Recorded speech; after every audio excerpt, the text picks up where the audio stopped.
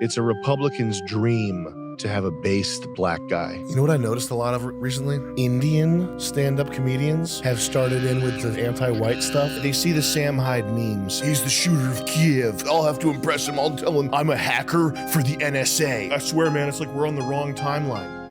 Fix it!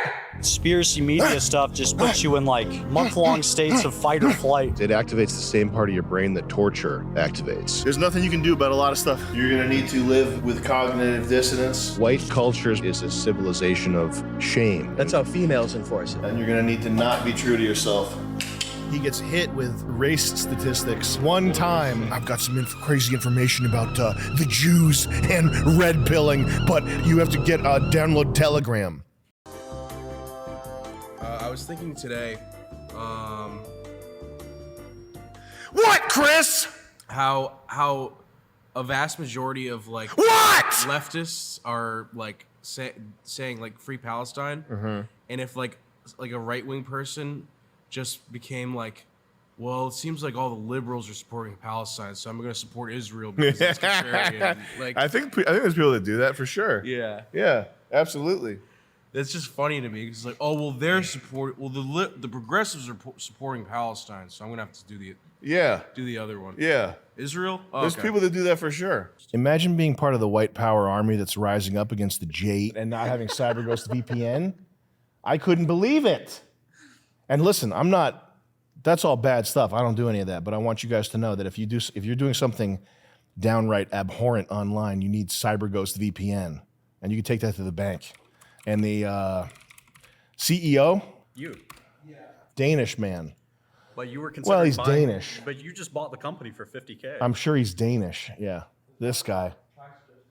Okay. He's highly regarded on Trustpilot. We use Trustpilot to sort of suss out whether things are good or not. I have a mail filter for Proton Mail that just deletes anyone that emails 𝐒𝐶OM98 pleasure from Proton Mail. It gets deleted. Yeah. Because it's always some psychotic ass message. Yeah. I know it. I know if someone's emailing me from a Proton Mail account, they've got an idea to fucking start a right-wing Twitter competitor. Yeah. And they need my help. These little motherfuckers, man. What was the one? There was one like cryptocurrency powered social network. The guy emailed me saying something like, get on Lush, bitch. Like opening email to a stranger that he's trying to get on his website, calling me a bitch, which is always funny. These people who have they've never been on a U.S. Marine paratrooper helicopter, but they've seen a movie, so they think that that's like the way that like a sports team talk, like a guy that's on his computer all fucking day. He saw one movie where there was a sports team in a locker room, so he's like, "Hey, what's up, bitch? I'm a Chad. What's going on, man? Hey, that kid." He's been messaging Harley too, and I was like, Harley, we gotta make a documentary about this guy. Yeah, we absolutely gotta make this guy into a star. Here's the issue with this: it's people who they see the Sam Hyde memes and they're like, oh, Sam Hyde's the GOAT. He's the shooter of Kiev. I bet I'll have to impress him. I'll tell him that I'm a hacker for the NSA. These tech fantasies. That's what kills me. It's the tech fantasies. Yeah. Where they're like, hey, Sam, I've got some crazy information about the Jews and red pilling, but you have to download Telegram. I've been told to download Telegram or Signal probably 150 times. Probably 150 times for nothing. And the most anyone's ever and it's because they want to give me like info. Like, you could I don't know what to do with this info. They're chasing me, but you should do a video about, because I have insider info. John McAfee's crazy. That's the type of shit that I got. They make me download Signal to get. You got to download Signal right away. I have some serious piece of information, Illuminati level stuff, man. Download Signal. I did it one time years ago to see what this kid was about. Yeah. Well, I have insider news that John McAfee's crazy. Don't tell anyone I told you this, Don't tell anyone you got this from me. MDE never dies. The Lost Boys. Jet and the Lost Boys. Private forum for nihilism. We're going to talk about how it all doesn't matter. We'll go high and low. We'll have nihilism and then we'll have art critique. Sam, do you watch InfoWars? And what's your opinion on right-leaning shows? Is it a waste of time since evil is in power? Just make sure whatever you're entertaining yourself with is quality. But don't watch too much of this shit. And focus on what you can do, not what you can't do. Conspiracy media stuff just puts you in like month-long states of fight or flight. Yeah, there's nothing you can do about a lot of stuff. Building wealth, protecting yourself, protecting your loved ones, having a local group, that's stuff you can do. The sick part is there's so many people making fake QAnon shit. Yeah. Because it's like sexy, it's fun to like trick people. Yeah. It's like Cicada 3301 mystery. The government's in another dimension. Like it's fun to sit there and like try to trick people, but it's so counterproductive, and it makes the people trying to get to the bottom of the reality, just makes it so much more difficult. And that's the point. That's why it's there in the first place.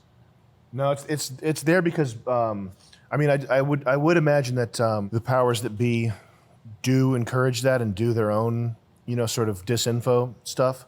But there's just a tendency, there's like a thing that takes over in some people's minds where they just think that's the coolest thing in the world, to trick people. Yeah. And it's like a fat old Navy guy that fixes his microwave, like gets off on being a trickster and making like authentic looking alien documents, that type of shit.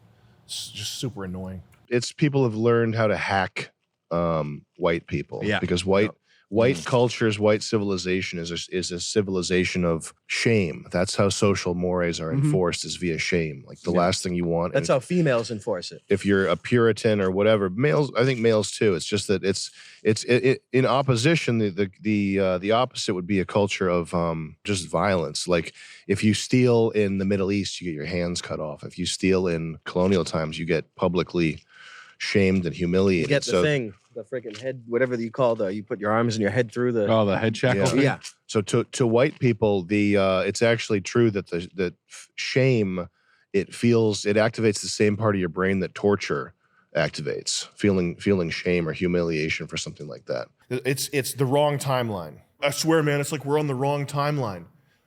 Fucking fix it! If it's the wrong timeline, do what you can to fix it. You silly Billy.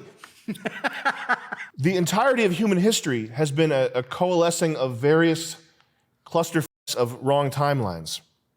Like human history is brutality, slavery, starvation, freezing, just war. Like the whole human history is just wrong timelines. And there have been 2 or 3, like a handful of isolated pockets of golden era type times that have happened because groups of great men did what they could to build that. But you can only do that if you fight against the timeline. You can't just be reminiscing. Everybody can go there. It's easy to get down bad like that. There's only 2 modes that you can really be in. The mode 1 is generative, moving forward, focused on the future, doing the best with what you have. I'm optimistic. It's not a naive optimism. Naive optimism will lead you down a primrose path to getting boo-fooed by a silly Billy. Okay, and we don't need to say what that means out loud. That's a YouTube terms of service violation. But you'll get boo-fooed by a silly Billy if you're a naive optimist. But I'm a guarded, informed optimist. I want to make the fans happy. I know it's very bleak for a lot of people. Sam, how do young men deal with black pill realities while also trying to be successful in modern society? Do young men need to live in a cognitive dissonance in order to be successful? Yes. Or should they be true to themselves? No. You're going to need to live with cognitive dissonance, and you're going to need to not be true to yourself.